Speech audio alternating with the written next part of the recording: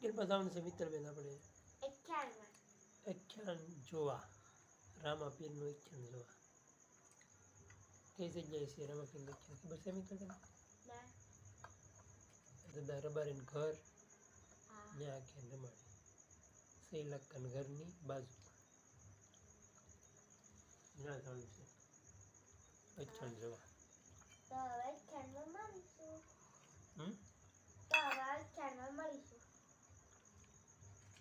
આખ્યાનમાં મળીશું.